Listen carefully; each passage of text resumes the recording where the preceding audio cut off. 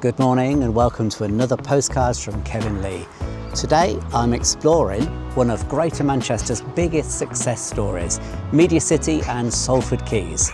It's hard to believe that just a few decades ago this was a busy dockland, and then later a derelict industrial area.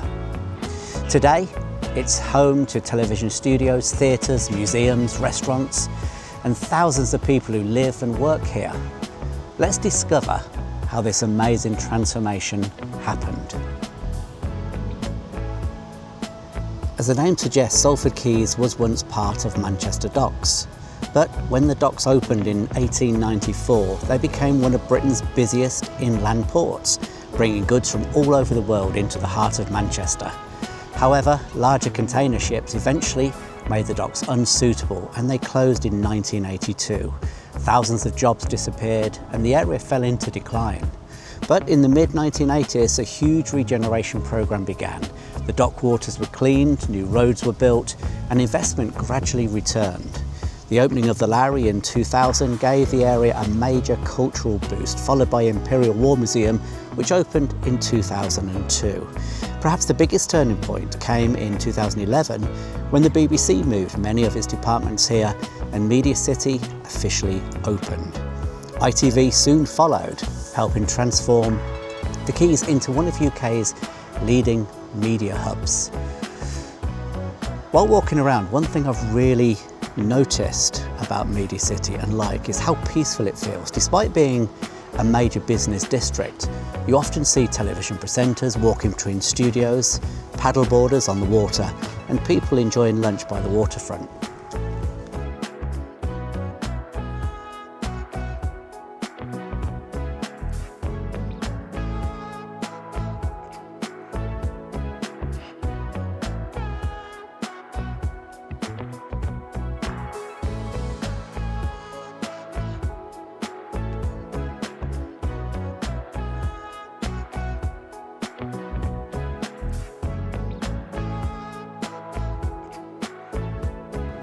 So here is the regeneration timeline. In 1894, Manchester Docks open, but in 1982 the docks closed, but by the mid-1980s regeneration begins. 2000 the Lowry opens, 2002 Imperial War Museum opens, 2007 construction of MediaCity begins. In 2011 BBC moves to MediaCity. 2013, ITV relocates major operations. Today, MediaCity continues to expand as a centre for creative, digital and technology businesses, with further regeneration planned for the coming years.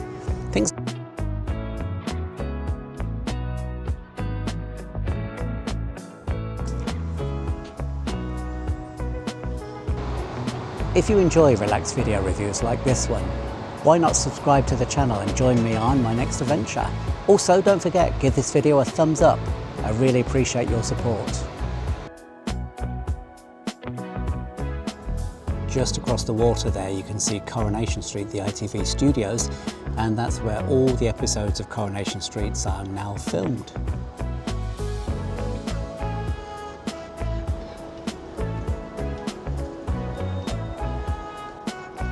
So behind me is MediaCity Studio, formerly known as Dock 10, and this is where many of Britain's biggest television programmes have been made, from quizzes to like Who Wants to Be a Millionaire, The 1% Club, Catchphrase, to children's favourite like Blue Peter. It's one of the UK's busiest television production centres, attracting audiences and productions from all across the country. Inside there is the home of the Philharmonic Orchestra, and also we've got the Doctor Who TARDIS just inside the entrance. Unfortunately, it's locked, so I can't get inside. Would be great to actually get the Doctor Who TARDIS, but not possible. They really have made great use of the space here in Salford Quays MediaCity now. There's plenty of bars, restaurants, which I'll show you in a few moments. Plenty of places for you to come and relax. You can have coffee, you can have food, you can go to the theatre, you can also go to the cinema. So it's really a great place for leisure. And the Lowry shopping centre is actually being turned more into a leisure facility. A lot of the upstairs is now being converted. we're going to get to that very shortly. And also we have here, of course, a big TV screen where I'm sure they'll be showing the matches as well.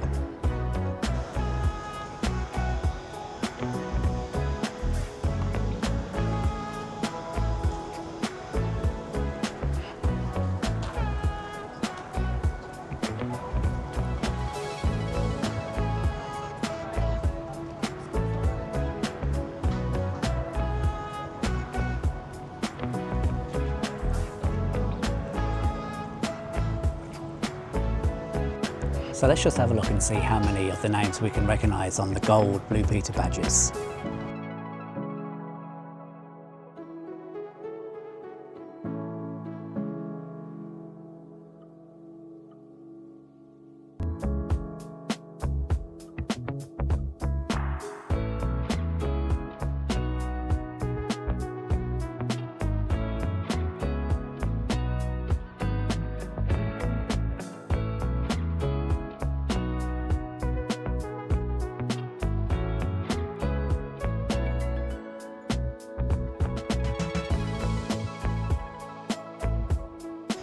So we're now heading to a very iconic part of the Media City, which is of course the Blue Peter Gardens.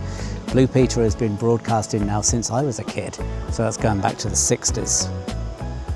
If you enjoy relaxed video reviews like this one, please like the video and don't forget to subscribe to my channel.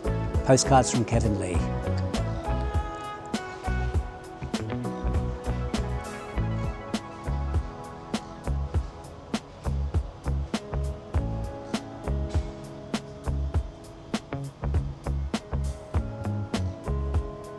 So here I am in the Blue Peter Garden, and forgive my ignorance because I'm certainly not a gardener and I don't really enjoy gardening, but to my own opinion it seems a little bit not cared for, which is quite a shame. Now that may be my ignorance, it may be purposely left to be overgrown and lots of weeds to feed the bees and the butterflies, etc. Because I know that we do that, we do leave areas, I think it's called No Mow May, where we leave areas to their own sort of devices so that the bees and the butterflies can flourish. Now whether or not the Blue Peter Garden has done that, I don't know, but I am a little bit disappointed. I expected it to be sort of quite flourishing with flowers and various nice things like that. One thing I do know is here, which I'm going to show you now, and that is around the fish pond there are footprints of the various animals that have been on Blue Peter. Now in my day it was Shep, he was the world famous dog, he was a border collie. Let's see if we can find his footprints, bear with me. And sure enough, there's the fish pond, and if I just drop the camera down now, you will see, as I said, the names and the prints of some of the animals that have been on Blue Peter. So at the top we've got Shep, then we've got Goldie, that was a golden retriever. We've got Jill, can't remember who Jill was. We've got Jack, I think Jack was a Jack Russell, and we've got Frida. I remember Frida was a tortoise, from what I remember. So you've got the feet and handprints of the presenters.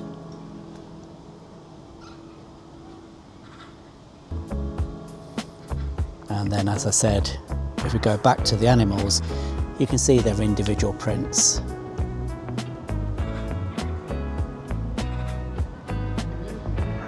And there you see one of the models of the worker bees that was all over Manchester. There was a whole trail of these bees, all different designs.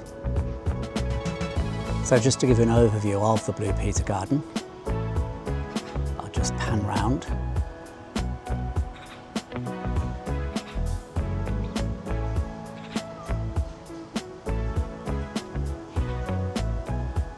And as I said, you can see there that it's quite overgrown. Now that may be on purpose, and if it is, forgive my ignorance.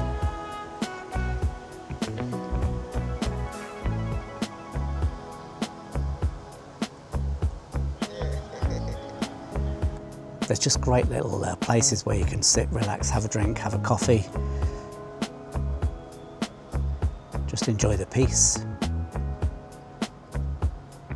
So it's just about 10 o'clock in the morning, and behind me there are eateries and places where you can get drink and sit outside. And obviously a little bit later on they will actually be thriving, but at the moment, as I said, being nice and early in the morning, there's just a few people having breakfast and coffee, which is really a nice option. So I'm just going to turn the camera around so you can get an idea now of some of the bars that are available. These bars serve food and drink, of course. So you've got just here a pub called the Salmon of Knowledge. I can confidently tell you they pour a good pint of Guinness.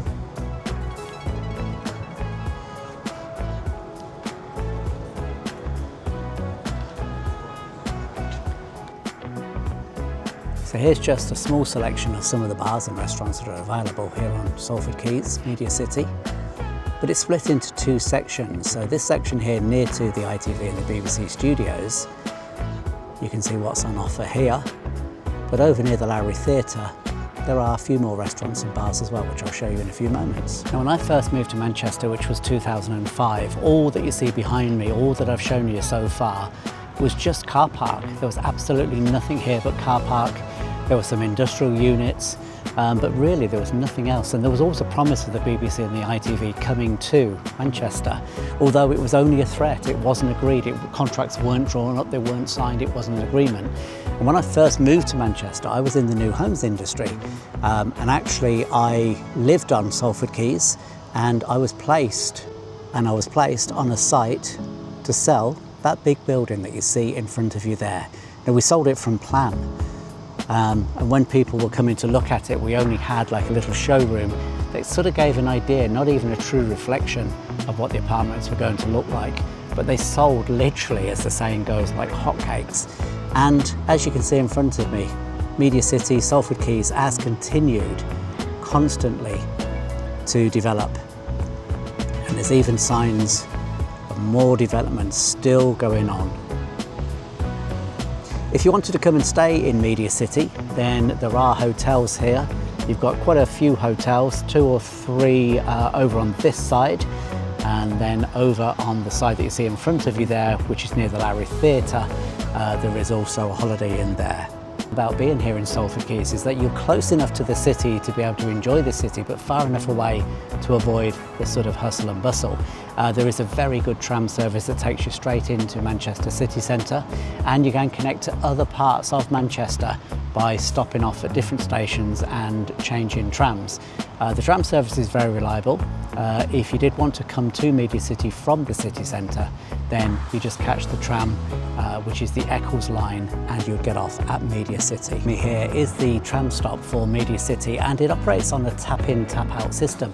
So what that means is that you don't need to buy a ticket, you just tap in using your credit or debit card, and then when you get off the tram you tap out, and it will charge you according to your journey, which is a really great idea.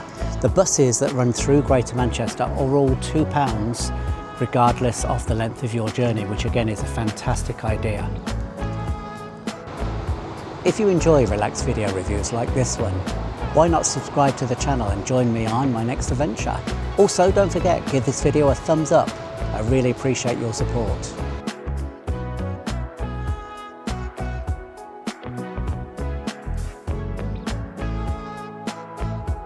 So the building that you see behind me now is the Lowry Theatre. Now obviously a theatre has great shows that go on there regularly. They have got 2 different size theatres, but today they are hosting the graduations of the Salford University, I believe.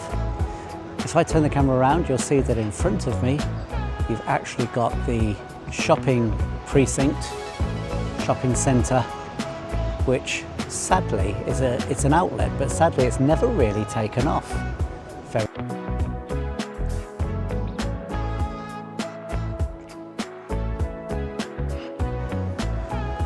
Just outside the shopping centre you've got a few more restaurants. You've got Pan Asian there, Banana Tree, Turtle Bay, and just hiding in the distance you've got Pizza Express.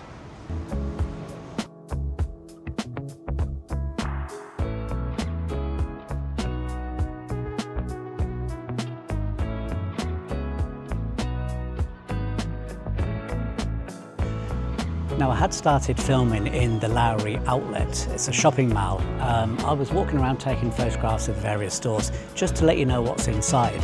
And I was told that there's no filming allowed inside. Can you believe that? That is absolutely insane. The reason I wanted to film it is to show you people what's inside. The outlet has been opened ever since I've been in Manchester.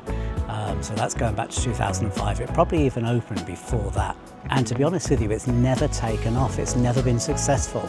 I don't know this, but I assume the rates and the rents are just far too high for the shops to prosper.